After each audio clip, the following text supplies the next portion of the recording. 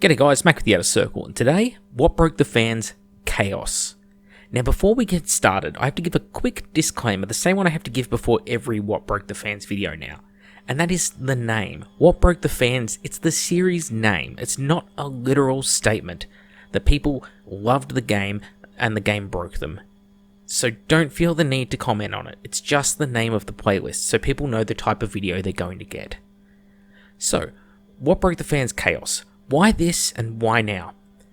We have looked in the past at the Chaos Space Marines, the gods of chaos. We gave individual videos to them, but we haven't looked overly long and hard at Warhammer Fantasy or Specialist games. Well, today I want to talk about the style of chaos as a whole, across the editions, and how their identity has warped in such a way as to change the beloved faction. You see, chaos really has two different thematic forces: the old Warhammer Fantasy range and the sci-fi range, the Warhammer 40,000 range. Despite sharing the same gods and similar units, they play differently, and especially in the background lore worked differently.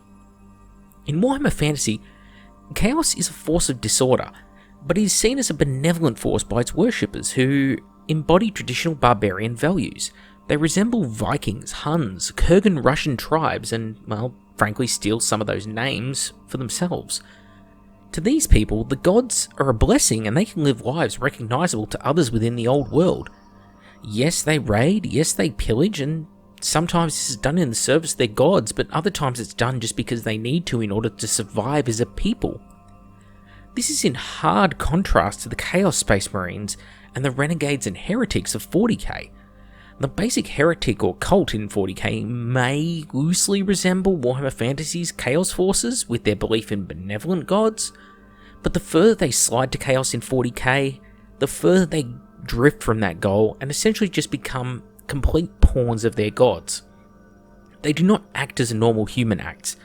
They do not peacefully trade with their southern neighbours in the Empire, for instance. Chaos Forces will never trade with the Imperium, and vice versa.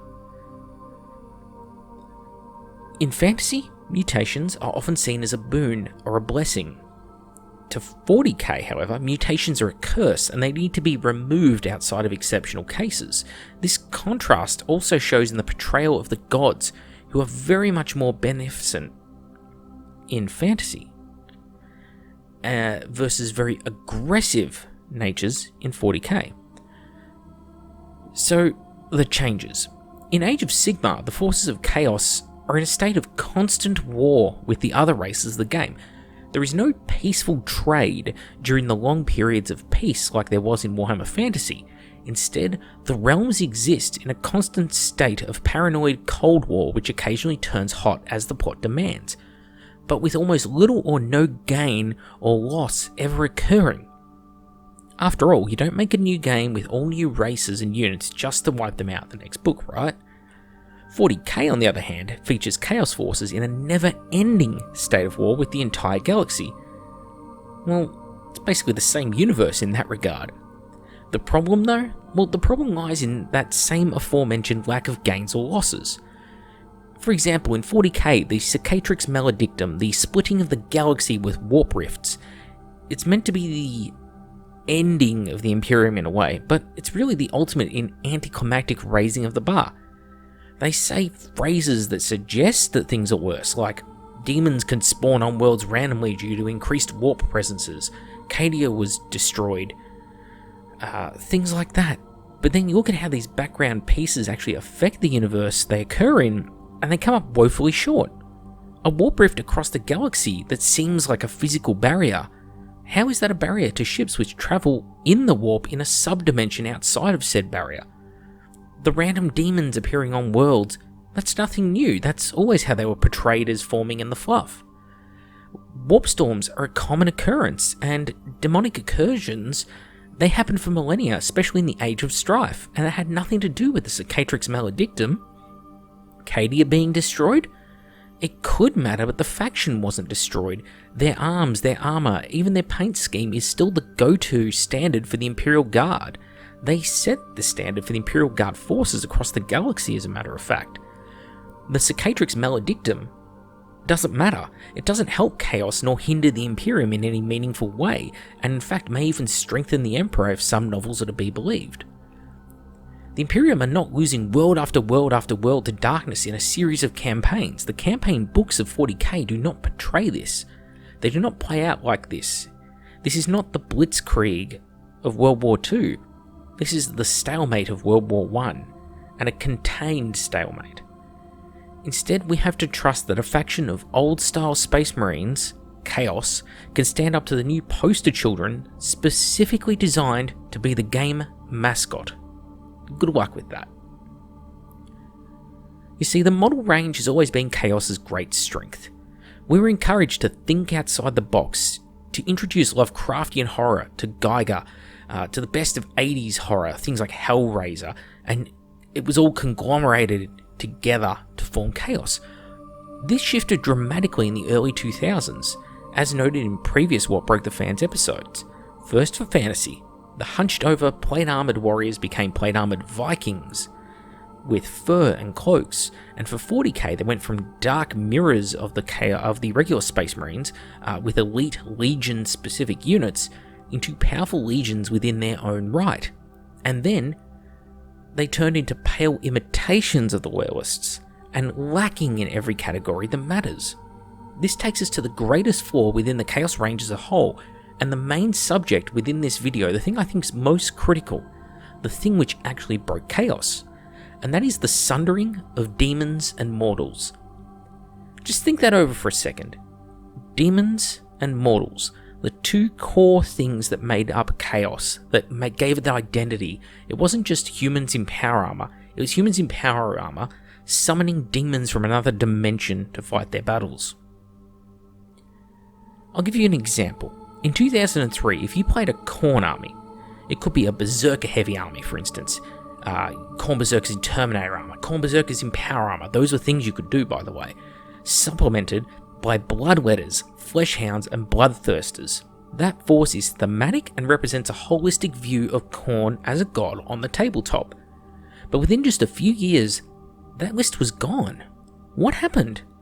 We say demons were the yin to the Marine yang. In 40k, Chaos Marines lack the diverse armory of the Loyalist Marines. For instance, no Whirlwinds, no Vindicators, no Assault Terminators, no Drop Pods, no Venerable Dreadnoughts, no Scouts, no Vanguard Veterans, no Sternguard Veterans, only a single Land Raider chassis, etc., etc. But to make up for this lack of material, they had demons. They had something the Loyalists didn't have, and fun mechanics to go with it. You could play them as just Marine Force. You could play them as just a Demon Force, but you weren't forced into any one direction, and it was great. And then the demons were removed and made into their own codex, and the same thing happened in Warhammer Fantasy. This event shattered Chaos, because it didn't replace what the other lost. Any mono-god demon force had about 4 options to pull from for an army. That's fine if you're playing against a 3rd edition army, maybe, but when you play against a Marine army who in that same time frame gained Storm Ravens, Storm Talons, 2 more variants of Land Speeders, another Land Raider chassis, Quad Mortars, additional HQ choices, Centurion Devastators, Assault Centurions, Mortis Dreadnoughts, Ironclad Dreadnoughts, and more. Well, it's a force lacking now in diversity of gameplay, and then some. Chaos Space Marines themselves also suffered, because to add insult to injury, the excuse for years as to why they couldn't use many Loyalist units and vehicles, even if they were recently turned Renegade chapters, was that it would make them appear too similar to Loyalists. But then Games Workshop just started giving the Loyalists unit after unit which directly stole the role of a Chaos unit, increasing the gulf between the two forces. Centurions being the most obvious example of this, directly stealing the role of their arguably worse Chaos counterparts, the Mutilators and the Obliterators. I say arguably worse referring to the time period because things are a little bit different now, but I digress. To this day, the forces are separate, and forcing them to integrate into one army is an experiment in compromise, and I would argue that it's hurt the faction at the core. You see, you used to have really cool things. You could summon units of demons onto the battlefield from banners carried by Chaos Space Marines. You could sacrifice squad sergeants or HQ choices in order to use their body as a vessel to summon a greater demon. That's really cool, but now you have two distinct forces with their own distinct HQ on the battlefield, and it feels like exactly that. They aren't symbiotic. Instead, it's about as homogenous as Blood Angels and Necrons teaming up for a 2v2 game. Sure, they play on the same side of the table, but they aren't here to fill the gaps in each other's force. Instead, they operate like their own distinct bodies. Warhammer Fantasy 2 suffered from a near identical problem, with demons and mortals being split apart. They recombined them within Age of Sigmar, but with really bizarre results. Instead of the symbiotic relationships of previous editions, they now have an almost Siamese connection, with mortal and demonic units being interchangeable and not supplemental to one another in many cases.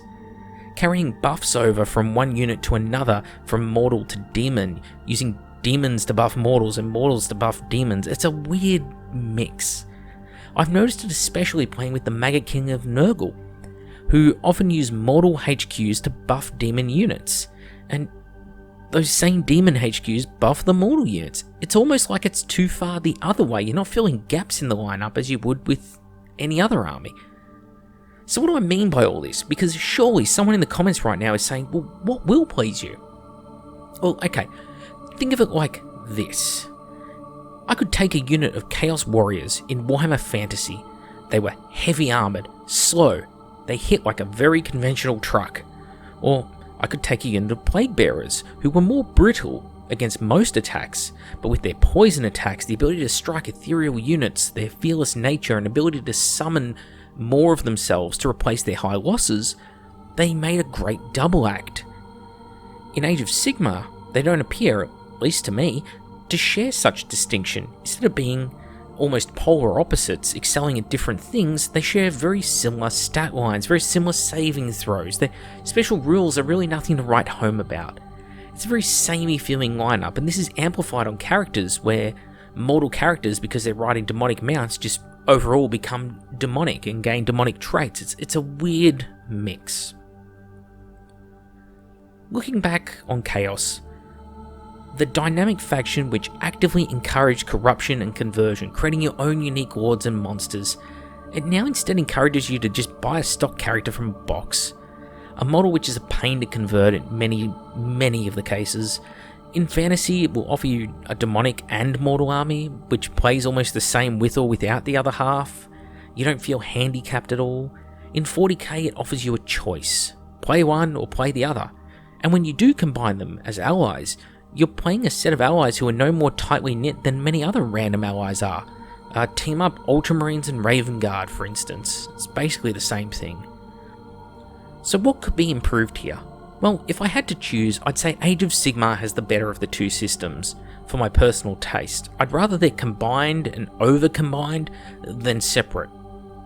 In 40k, the factions just feel small and underwhelming as their own distinct books, especially the demons part of it.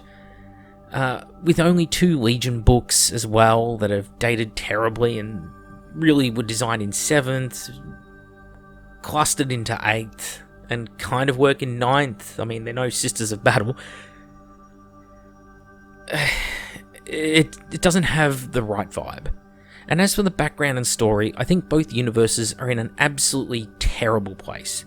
Fantasy is stagnant, as meaningful chaos gains aren't allowed, because there's only 7 worlds or 9 worlds or whatever it is to fight on. It's too small. 40k, it's far worse, because Chaos has completed their much hyped campaign, and it blazed out faster than the Sheaflin plan. Chaos took out Cadia, I guess, but instead of the 13th Black Crusade heralding the beginning of the end, it was simply a plot device to allow Guilliman to rise and the Primaris to happen. The plot advanced for the Space Marines, not for Chaos, and that's the biggest crime of all. To put it another way, imagine, if you will, this happened to another faction. The Dark Eldar launch an attack on the Orcs, and this is hyped up for 30 years. This will be the biggest event in 40k history, and when it finally happens, the Dark Eldar blow up one Orc planet, and then a month later a new edition of 40k drops. The orcs get an entire range overhaul, and in the next 3 years you see 3 new Dark Eldar boxes and 3 characters, and in the same time period the entire orc range is supplemented by a sister range of Prime Orcs, and this range is even larger than the Dark Eldar's entire fucking range. In fact, you get a new knob boss every second month for the next 3 years. And every supplemental box set and campaign that comes out features orcs in some way, shape or form as the prime protagonists. Your only contribution to the plot as an entire faction after 30 years of build-up was to give the orc range an excuse to have more effort put in. Doesn't that suck? Because that's the state of things. Not to say I wouldn't love new orcs. I mean, it's great to see some new orc stuff is happening, but as an example, that's what it feels like. Recovering from that kind of blow is a hard thing to do, and it really goes to show you the passion of many players who not only did they take the hit on the chin, but they went out and built new armies with the few new plastics that they got, just to send the message that yes, they were here, they love the new models. I have to admire that, the perseverance involved. But now, more than ever, it seems like the hobby stands at a fork in the road, with the themes of hobbying on one road and a soulless push to play to win on the other. I hope that more can be done to help converge the two roads going forward, but for me, I cannot play Chaos. I cannot touch the models until those kind of kinks are worked out, and it might never happen. And that's fine, but it's a fond desire of mine to have that feeling of old, and I think many people feel the same way. That feeling you got when you bought a box and you just wanted to put it together and play that force, and it didn't matter what happened to you in the game, you were happy because you were building the thing you liked. There wasn't some external influence that was ruining the background of your universe or making your models superseded within weeks of you buying them, because the ranges were updated in such different time frames back then, and the updates were nowhere near the level of power creep that we see today. I don't know, call me a silly old fart, but that's what I miss. I'm Mac with the Outer Circle, and this was What Broke the Fans, Chaos. I hope you all enjoy it. This is the last What Broke the Fans for Chaos of any kind, I think. I don't think there's much more to be said on the subject. And I'm hoping to move on from here. Maybe look at something else. See you all next time.